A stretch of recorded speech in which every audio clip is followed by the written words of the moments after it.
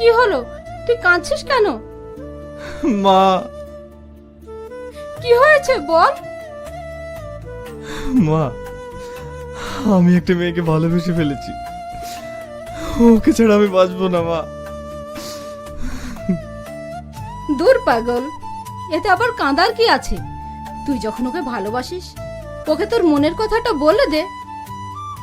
সেটা আর হবে না মা। 12 দিন পরেই ওর বিয়ে। আমি ওকে ছাড়া থাকতে পারবো না মা। আমি ওকে ছাড়া থাকতে পারবো না। ওর বিয়ে তো কি হয়েছে?